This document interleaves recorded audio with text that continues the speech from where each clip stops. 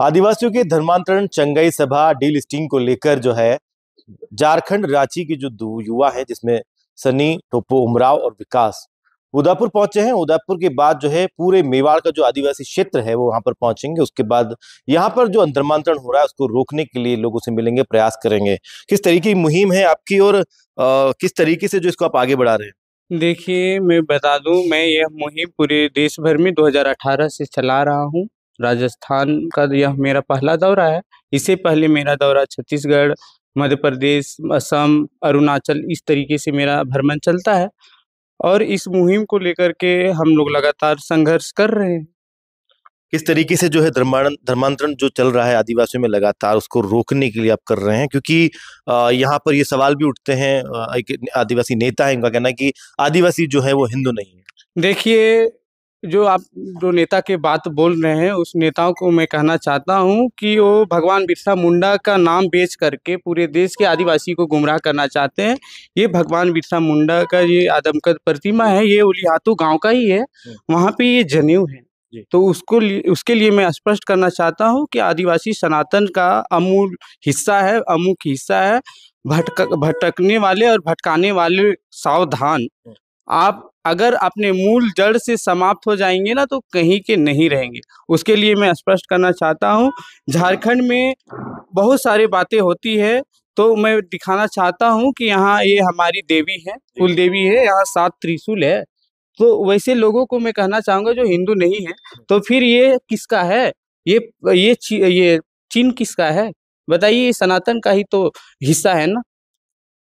आप कहना चाहते हैं कि जो है आदिवासी जो है सनातन से जुड़े हुए और हिंदू है? हाँ, हिंदू है। राजकुमार राउत का कहना है कि हिंदू नहीं है वो। मंगलसूत्र का भी विरोध करते हैं, वो सिंदूर का भी विरोध करते हैं। देखिए, मैं बताना चाहूंगा, हम आदिवासी झारखंड की अगर बात करेंगे, शादी होता है ना, तो वहाँ पे जब तक सिंदूर नहीं, और हम एक मान के चलिए, जब मेरी शादी होगी ना, तो जब तक हम सिंदूर नहीं लगाएंगे वो शादी संपन्न नहीं होगी। ये ऐसे लोग मतलब गिरा हुआ स्तर की वो राजनीति कर रहे हैं। मैं इस पर इतना ही बोलूंगा। एक सुहागन की पहचान क्या होती है? सिंदूर ही होती है। और जहाँ तक जो सिंदूर नहीं लगाते हैं वो कहीं ना कहीं ईसाई हो जाते हैं, या तो ईसाई जैसे हो जाते हैं। क्या इसके अलावा जिस तरह के 16 संस्कार होते हैं, क्या वो भी आदिवासी जो परंपरा में जुड़े हुए हैं? बिल्कुल बिल्कुल, आदिवासी जो है कहीं ना कहीं वो जुड़े हुए हैं, और हम लोग उसका लगातार पालन कर रहे हैं झारखंड में। स्पष्ट मैं कई बताना सारे चाहता हूँ। फोटोग्राफ आप लेकर आए हैं इसमें, जो मैं लगातार यहाँ पर देख पा रहा हूँ मैं। जी, जी। और देखिए, ये बहुत लोग कहेंगे कि आदिवासी प्राकृतिक है, प्राकृतिक है, तो प्राकृतिक तो है। देखिए, ये सरना पूजा स्थल है। यहाँ हम लोग पूजा करते हैं, वर्ष में एक बार सरूल की पूजा होती है, आप देख सकते हैं।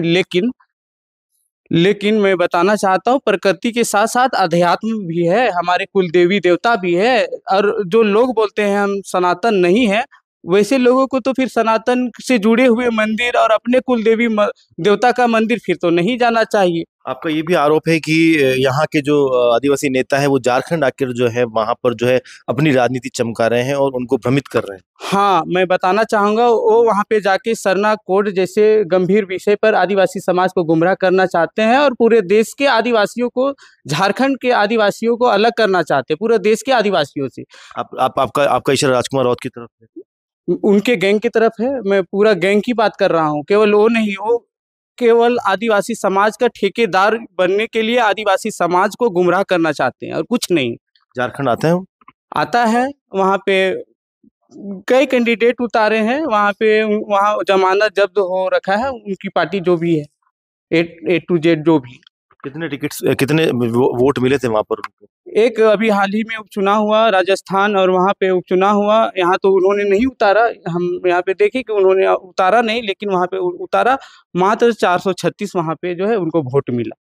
आगे क्या रणनीति रहने वाली है आपकी? शायद आप जंतर मंतर पर भी इकट्ठे होने वाले हैं इस पूरे धर्मांतरण को लेकर, और पहले आपका प्रवास रहेगा। देखिए, दिल्ली में हम कहना चाहेंगे स्पष्ट रूप से कि जो आदिवासी ईसाई हो गए हैं, मुस्लिम धर्म अपना लिए हैं, वैसे लोगों को आदिवासी का हक, आरक्षण ना मिले, उसको लेकर के हम लोग दिल्ली का जंतर मंतर पे हम लोग जुटेंगे, दिल्ली में जुटेंगे।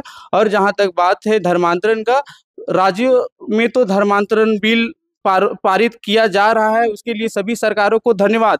लेकिन सभी युवाओं से मेरा अपील है कि अपने अपने क्षेत्र में चंगाई सभा को रोकिए, अपने अपने क्षेत्र में धर्मांतरण को रोकिए, नहीं तो सब आदिवासी ईसाई ही हो जाएंगे तो नेता किसका बनिएगा और राजनीति किसका कीजिएगा। पूरे दौरे के बाद में क्या प्रधानमंत्री और गृह मंत्री से मिलने का भी कुछ है आपका? देखिए, सभी पक्ष विपक्ष के सांसदों से हम मिलेंगे, जो भी, और खास करके सभी लोगों को मैं स्पष्ट करना चाहता हूँ, आदिवासी समाज में बहुत सारी समस्याएं हैं, सभी जिसको लगता है जो मुद्दा पे काम कर रहे हैं, लेकिन मैं बताना चाहता हूँ आदिवासी ही नहीं बचेगा तो मुद्दा की किनका उठाओगे। तो हम लोग आदिवासी समाज को बचाने के लिए लड़ाई लड़ रहे हैं।